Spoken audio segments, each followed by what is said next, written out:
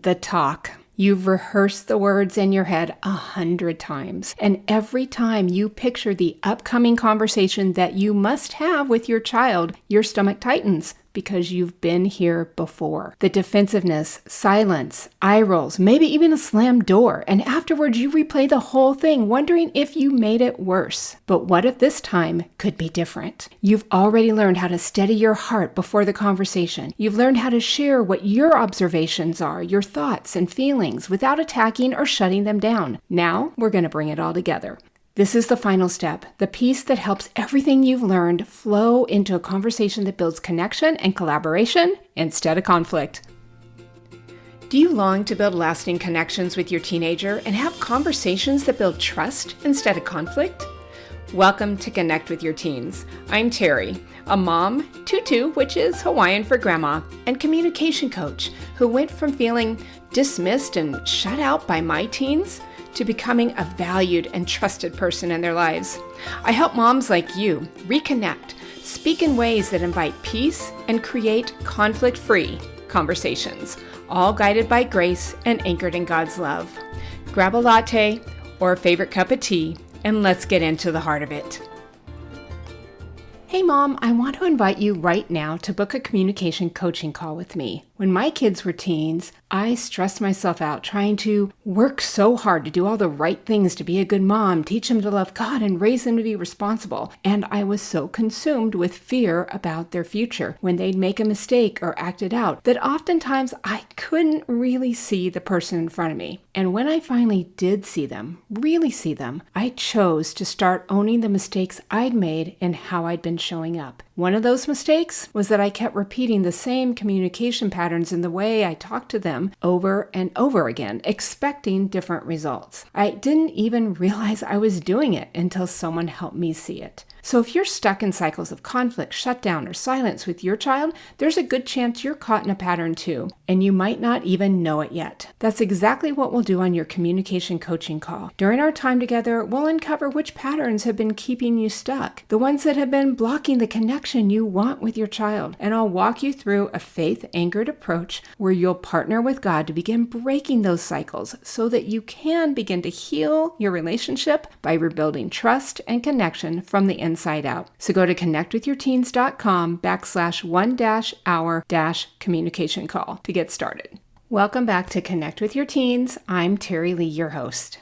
Well, Mom, we did it. We're to part 3 of this series on how to move from the uncomfortable, anxiety-ridden approach and execution of the we need to talk conversation. We're shifting from the traditional confrontational mindset to a connection-focused approach with words and a simple structure to speak your heart in a way so your teen can actually receive it without it sounding like an attack. So let me quickly remind you where we've been. In episode 1, we talked about choosing connection as your goal, truth-telling with yourself, and anchoring in your identity in Christ so you can see your teen through God's eyes of compassion. In part 2 of the series, we walk through how to structure the actual conversation, starting with the I see and hear, the I think, and then the I feel statements, so that you're taking ownership of your own observations, thoughts, and emotions instead of accusing or assuming. Now in episode 3, we're going to talk about step 7. This is where you get to express what you want. Yes, you get to express what you want. And just a side note before we jump in there, as you follow all 7 steps, you're going to come into a deeper place of peace because you'll be anchoring more in Christ by expressing yourself in a way that builds trust by taking ownership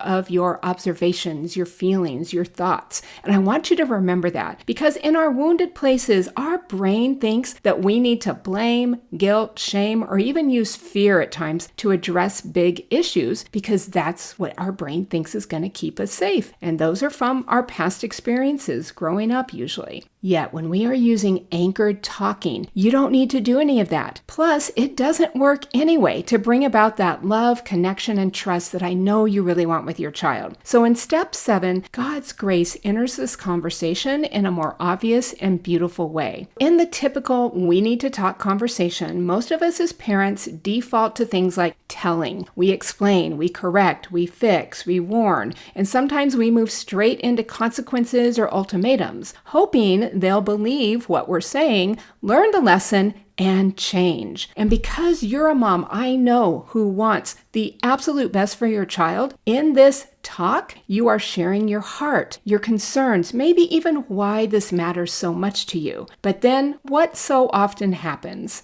They nod, they roll their eyes, or they comply, outwardly at least, while distancing themselves inwardly. You hoped for change, but instead nothing really changes, and the relationship starts to feel even more strained. This is really where so many of us moms get stuck. We've addressed the issue, we've even offered those solutions, but you don't know what to do next because your teen's not responding in the way you hoped. Here's the deal. The traditional approach comes in with a mindset to confront and fix, so it is so easy to end up speaking at our teen instead of coming alongside them to work out the problem. And this is the big shift. In steps 1 through 6, if you remember, you've done something incredibly powerful, mom, and I hope that you're starting to work through these steps and these conversations, planning them, writing them out, talking to God about them. Because if you remember, you anchored, you chose connection as your goal, you observed what was happening with your child or the situation that you were involved in without accusing anyone. You owned your own thoughts. You expressed your feelings, not I feel like, but your true emotions, sadness, insecurity, fear, maybe even frustration. You've been vulnerable, but now what? What do? How do you move from the I said the hard thing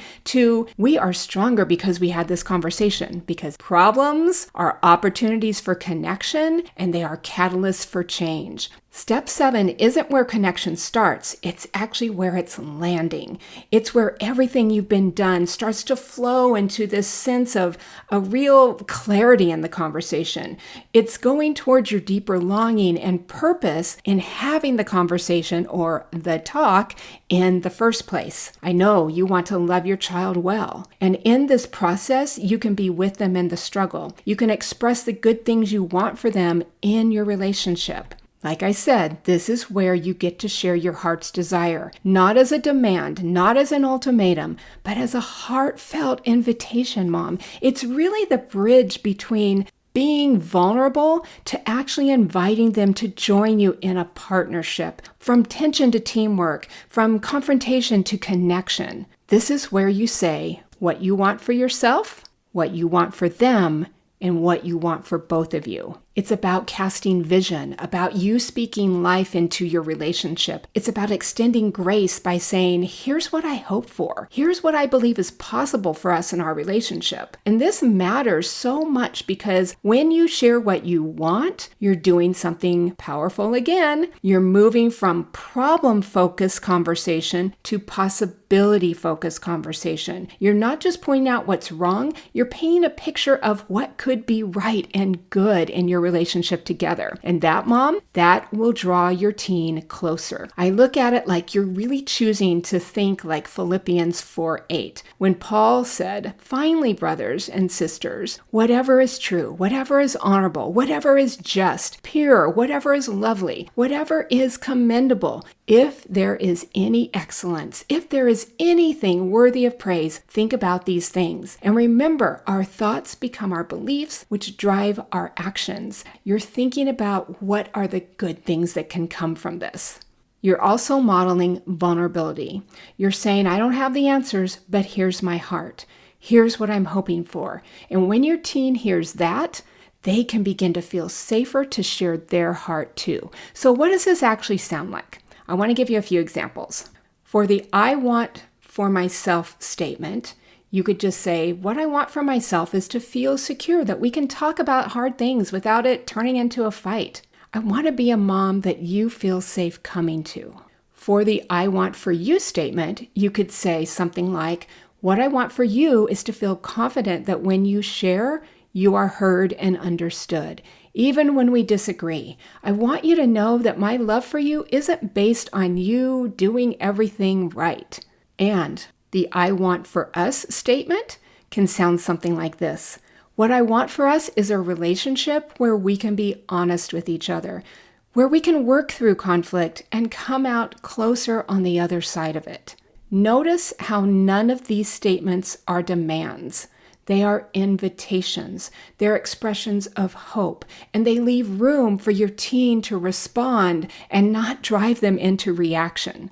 Now, let me talk about why this episode is called Restoring Connection with Grace, because grace is what makes this all possible. Throughout this entire framework, you have been anchored, you have been trusting God, you have been choosing connection, and in that, you have been extending grace. Grace to yourself in the truth-telling step, where we're honest with God about our feelings, we're honest with ourselves without shame. You're receiving grace from God in the anchoring step by getting His peace so that you aren't driven by fear or shame or guilt or trying to fix something. You're extending grace to your teen in the conversation, seeing them through God's eyes, not through the lens of their mistakes. And now in this final step, you're extending grace by sharing what you want without demanding it. You're giving your teen the freedom to respond, to process, to meet you where they are. Grace creates space. It removes the pressure. It says, I'm not here to control or fix you. I'm here to connect and collaborate with you.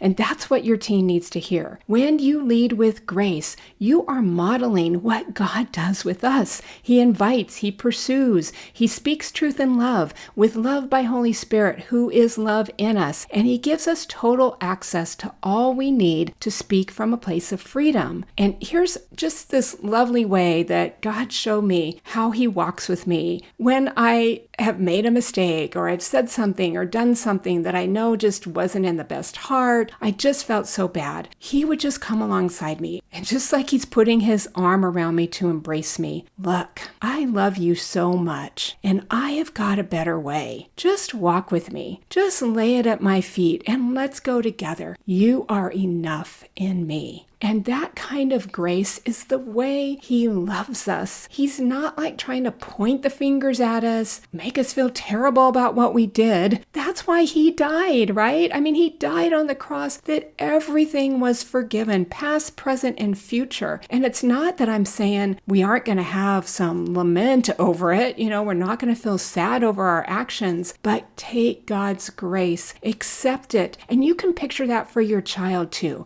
because oftentimes I think we get caught up in this thing where we've got to correct, we've got to fix, our reputation depends on it, their safety, their future all depends on it, like everything's got to be just right and we got to handle it. What our kids need is for us to put our arms around them and let them know we are walking with them. It's going to be okay. God's grace is sufficient. I was looking at the book of Philemon recently, and it's really interesting that Paul used what I consider a version of the I want statements that he made to his fellow worker in the ministry, Philemon. In writing to Philemon in verses 8 to 16, Paul's writing about Onesimus, a servant who had wronged Philemon and run away. Paul has authority. He could command Philemon, but instead he chooses relationship. In summary, Paul's saying, Philemon, I know I have the authority in Christ to command you to do what is right, but I don't want to command you. I would rather appeal to you on the basis of love. I want you to see Onesimus differently now, not as a servant, but as a brother. I want reconciliation between you. I want you to receive him in the way you would receive me. I want your goodness to come from willingness, not pressure. I want your response to reflect the love of Christ in you, and I trust you to do what's right. And that word is as true to us today. God's saying, I trust you, Mom. You're going to do what's right. You love me, you love your kids, and you know I love them too. So, Mom, here's what I want you to do this week.